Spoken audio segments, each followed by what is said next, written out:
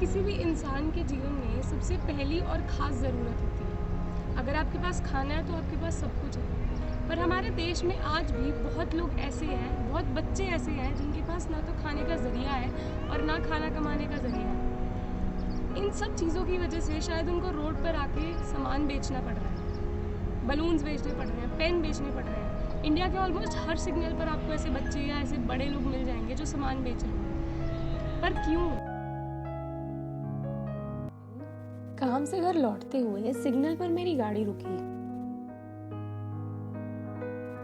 कुछ 8-10 साल की लड़की थी, मेरी गाड़ी की तरफ आई, गुब्बारे बेच रही थी।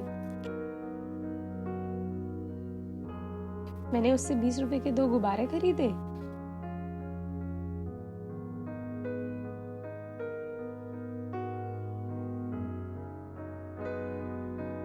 और बत्ती हरी होने पर घर की तरफ निकल पड़ी। घर पहुंच के गाड़ी पार्किंग में लगाकर जब मैं निकल रही थी तो इन गुब्बारों को देखकर मुझे लगा कि जरूरत ना होने पर भी मैंने ये गुब्बारे आखिर क्यों खरीदे। और इससे पहले मैं इस सवाल का जवाब ढूंढती, मेरा फोन बजा और मैं ये बात भूल गई।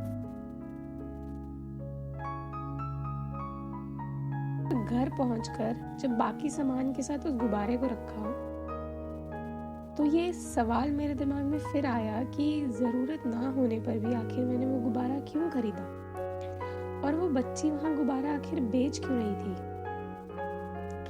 हैरानी की बात यह है कि मेरे पास इन दोनों ही सवालों का जवाब नहीं था। उस रात इन सवालों ने मुझे इतना घेर लिया कि इनका जवाब पाने को मैं बेचैन थी। अगले दिन फिर काम से लौटते हुए मैं उसी सिग्नल पर रुकी। फिर वही बच्ची दिखी। मेरे जैसे ही किसी ने उससे 2 गुब्बारे खरीदे और इससे पहले वो मेरे तक पहुंचती या मैं उससे कुछ पूछ पाती, बत्ती हरी हो गई और वो भागती हुई सीधा मार्केट चली गई। उसे देखकर मुझे बड़ा अचंभा हुआ और इस बार मैंने घर जाने की बजाय उसके पीछे जाना बेहतर समझा। वहां पहुंचकर जो देखा उसने मेरी रूह को झंझोड़ दिया। महज 40 सेकंड की हरी बत्ती में वो बच्ची सिग्नल से भागती हुई मार्केट गई, मार्केट से दूध का पैकेट खरीदा और लाइट की दूसरी तरफ बैठे अपने छोटे भाई बहनों को देखकर फिर वापस सिग्नल पर गुब्बारे बेचने आ गई।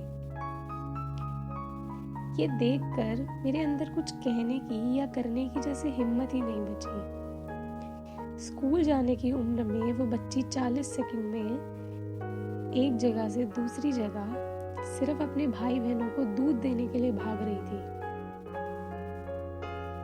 इस बार जब गाड़ी में बैठकर मैं घर के लिए निकली तो मैंने वो गुब्बारे क्यों खरीदे उस सवाल का जवाब तो नहीं, पर वो बच्ची गुब्बारे क्यों बेच रही थी उसका जवाब जरूर मिला। भूख। उस 40 सेकंड की जद्दोजहद का नाम था भूख। हर साल हमारे देश में भूख के कारण 25 लाख लोगों की मौत हो जाती है। हर 10 सेकंड कोई बच्चा मर जाता है सिर्फ भूख के कारण। और इस सच्चाई से हम सब बहुत अच्छे से वाकिफ हैं कि ये बच्चे जो रोड पर हैं ये सिर्फ इसलिए हैं क्योंकि उनके पास खाना नहीं है, खाना कमाने का साधन नहीं है।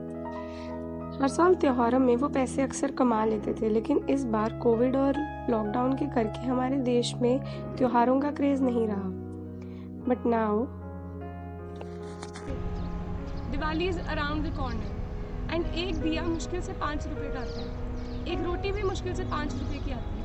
आई एम नॉट सेइंग कि आप जाके भीख दीजिए या किसी को कुछ दीजिए, पर अगर कोई आपके सामने है, वो खाना कमाने का जरिया लेके बैठे हैं, तो आप जाके उनकी मदद कीजिए। एक दिया खरीद लेने से आप उनको एक रोटी प्रोवाइड कर रहे हैं, ये बात सोच के देखिए।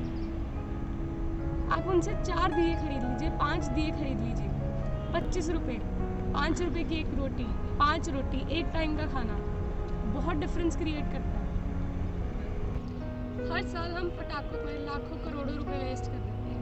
इस साल हमारी गवर्नमेंट ने, चंडीगढ़ गवर्नमेंट ने कहा है कि वो पटाखे बैन कर दें, तो आपके वो पैसे बच रहे हैं।